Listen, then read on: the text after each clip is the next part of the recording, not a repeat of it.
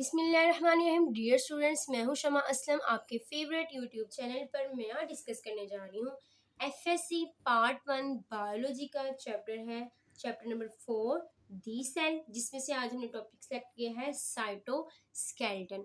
Cytoskeleton को अगर हम लोग डिफाइन करें तो उसको हम लोग इस तरह से डिफाइन करते हैं, ये नेटवर्क है फाइबर्स का जो कि साइटोप्लाज्म में मौजूद है। ये क्या है? नेटवर्क है किसका? फाइबर्स का, जो कहाँ पे मौजूद होता है? साइटोप्लाज्म के अंदर। अब जो साइटोस्केलेटन के जो कंपोनेंट्स हैं ना, वो 3 टाइप्स के हैं। कितने टाइप्स के साइटोस्केलेटन के कंपोनेंट्स हैं? 3 टाइप्स के। ठीक, क्लियर है ये चीज़। नेक्स्ट इसकी प्रोटीन्स के हवाले से बात करते हैं कि कौन कौन सी प्रोटीन्स जो है ना वो साइटोस्केलेटन के अंदर मौजूद होती हैं। ट्यूबुलिन, एक्टिन, मायोसिन और ट्रोपोमायोसिन, और बहुत सारी दूसरी प्रोटीन्स जो है ना वो साइटोस्केलेटन में मौजूद होती हैं। सबसे पहले अगर हम लोग बात करें माइक्रोट्यूब्यूल्स के हवाले से, जो कि किसका कंपोनेंट है? साइटोस्केलेटन का कंपोनेंट है। किसका कंपोनेंट है? साइटोस्केलेटन का। तो ये जो साइटोस्केलेटन है ना, ये बेसिकली 3 टाइप्स के कंपोनेंट से मिलकर बना हुआ है। सबसे पहले किसकी डिस्कशन करने लगे हैं? माइक्रोट्यूब्यूल्स की। माइक्रोट्यूब्यूल्स, इसका स्ट्रक्चर जो है ये आपके सामने रखा है। This is the structure of the microtubules. ये आपको नजर आ रहा है लॉन्ग है, ठीक है, और अनब्रांच्ड है। लॉन्ग स्ट्रक्चर आप लोगों को नजर आ रहा है। इसके साथ साथ ये अनब्रांच है, जिसकी कोई शाख नहीं है, अनब्रांच है। इसके साथ साथ सिलेंड्रिकल स्ट्रक्चर है। कैसा स्ट्रक्चर नजर आ रहा है? जस्ट लाइक जिस तरह सिलेंडर का स्ट्रक्चर होता है ना, बिल्कुल हम लोग को इस तरह का माइक्रोट्यूब्यूल्स का स्ट्रक्चर नजर आ रहा है। ये कैसा है जी? सिलेंड्रिकल स्ट्रक्चर है। सिलेंड्रिकल स्ट्रक्चर है। क्लियर है? अगर हम लोग इसके डायमीटर के हवाले से देखें ना, तो इसका जो एवरेज डायमीटर है, किसके हवाले से देखें? एवरेज डायामीटर, तो वो हमारे पास है 25 नैनोमीटर। एवरेज डायामीटर वो कितना है? 25 नैनोमीटर। 25 नैनोमीटर कितना है एवरेज डायमीटर माइक्रोट्यूब्यूल्स का? 25 नैनोमीटर। अगर हम लोग केमिकली इसको देखें ना, अगर इसकी कंपोजिशन कैसी है, तो ये ट्यूबुलिन प्रोटीन से मिलकर बना हुआ है। किस प्रोटीन से मिलकर बना हुआ है? ट्यूबुलिन प्रोटीन से मिलकर बना हुआ है। It's chemical composition are based on tubulin proteins. Composition के हवाले से देखें तो ये किससे मिलकर बना हुआ है? प्रोटीन से, जिसका नाम है ट्यूबुलिन प्रोटीन्स। Tubulin proteins. ये जो माइक्रोट्यूब्यूल है ना, सबसे थिकेस्ट है as compare to the other types that are present in the cytoskeleton. इसके फंक्शंस के हवाले से देखते हैं कि कौन कौन से फंक्शंस जो हैं वो माइक्रोट्यूब्यूल्स परफॉर्म करते हैं साइटोस्केलेटन के अंदर। ठीक है, functions of microtubules. Functions of microtubules. तो इसका सबसे ज़्यादा ज़बरदस्त किस्म का इसका ये काम है कि इसने जो है ना असेंबल करना है और डिसएम्बल करना है स्पिंडल फाइबर्स को। माइटोसिस के दौरान इसने स्पिंडल फाइबर्स को इकट्ठा भी करना है और इनको बिखरने भी देना है। ड्यूरिंग साइटोप्लाज्म, ड्यूरिंग माइटोसिस के दौरान माइक्रोट्यूब्यूल से क्या करना है?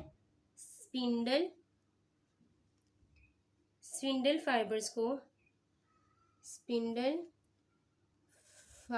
को असेंबल भी करना है, इकट्ठा भी करना है और इनको बिखरने भी देना है। Assemble as well as disassembles. Clear है? इनको इकट्ठा भी करना है और इनको बिखरने भी देना है। किस प्रोसेस के दौरान? माइटोसिस के दौरान। तो ये क्या था? सबसे पहला फंक्शन था माइक्रोट्यूब्यूल का। अब मैं सेकंड फंक्शन की बात करती हूँ। इससे जो है ना सेल का जो इंटरनल स्ट्रक्चर है वो मेंटेन करने में अहम किरदार अदा करना है। They also provide internal structure to the cell. Cell को क्या करना है? इंटरनल स्ट्रक्चर प्रोवाइड करना है। किसकी बात हो रही है? माइक्रोट्यूब्यूल की। Microtubule also provide internal structure of to the cell. इसका क्या फंक्शन है? इसने इंटरनल स्ट्रक्चर जो है ना उसको जो है ना प्रोवाइड करना है। किसका? सेल का internal structure of cell. They also provide internal structure to the cell.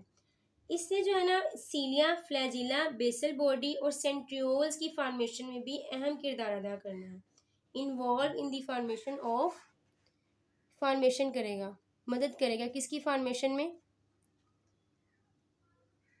First of all बात करते हैं सीलिया की फॉर्मेशन में।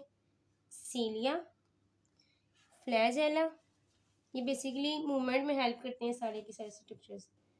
Flagella, basal body. Basal bodies ऐसी बॉडीज होती हैं जो कि सेल मेम्ब्रेन की बेस से बनने वाली हैं, ठीक है। बेसल बॉडीज, इसके साथ साथ सेंट्रियोल्स। इन सारे स्ट्रक्चर की फॉर्मेशन में भी ये माइक्रोट्यूब्यूल इन्वॉल्व होता है, माइक्रोट्यूब्यूल शामिल होता है। इसके साथ साथ मैंने आपको ये भी बताया कि इसने क्या करना है, माइक्रोट्यूब्यूल ने सपोर्ट प्रोवाइड करनी है सेल को। ये क्या है? सपोर्टिंग स्ट्रक्चर है। किसके लिए? सेल के लिए। Involve in the supporting the structure, किसमें शामिल होता है? सपोर्ट प्रोवाइड में करने में। सपोर्ट किसको प्रोवाइड करता है? सेल को। सपोर्टिंग दी सेल, सेल को सपोर्ट प्रोवाइड करता है। नेक्स्ट हम बात करते हैं इसके सेकंड जो है ना कंपोनेंट के हवाले से, वो है हमारे पास माइक्रोफिलामेंट। कौन सा स्ट्रक्चर है? माइक्रोफिलामेंट। अगर हम लोग माइक्रोफिलामेंट के हवाले से देखें ना तो वो क्या है? सिलेंडर है, वो एक थिन है as compare to the microtubules. Microfilament क्या है? थिन है। Microfilament,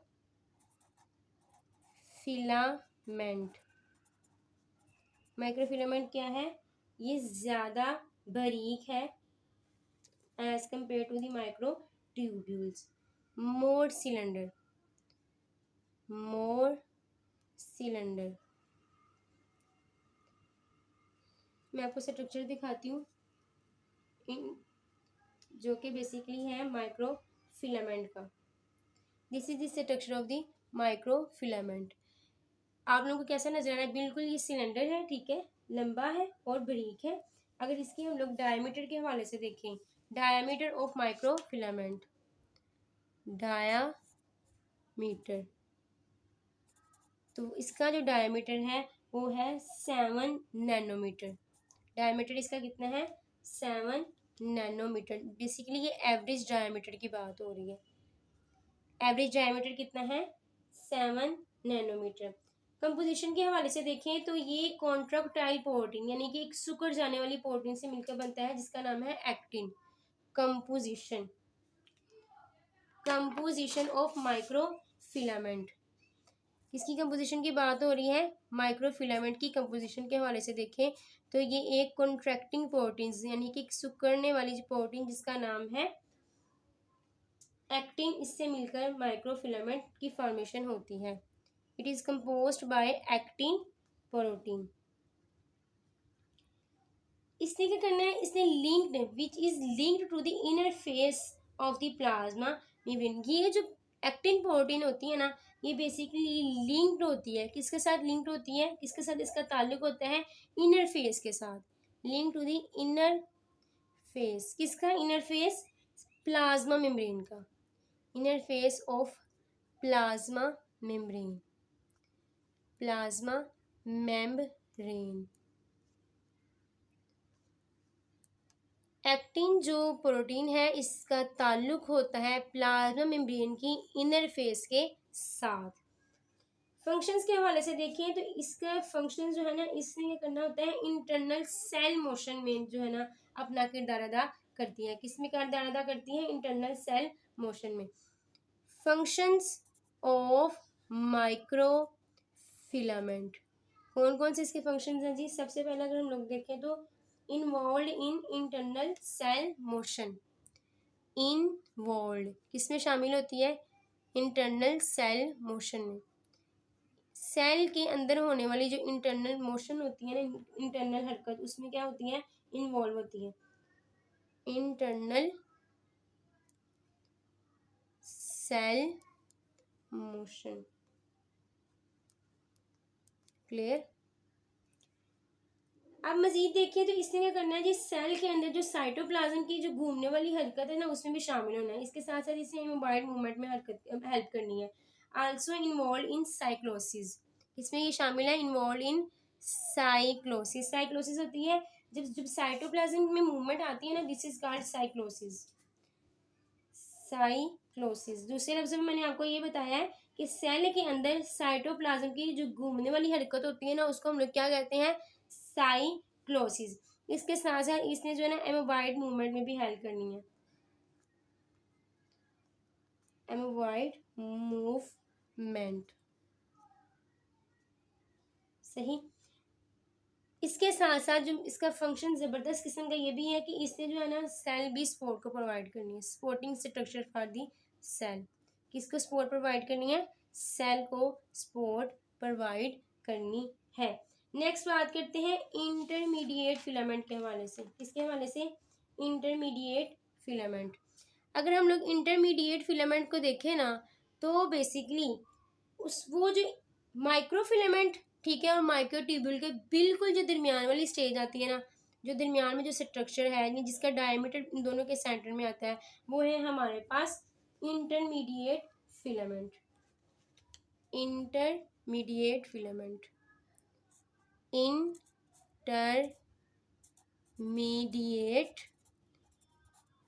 filament.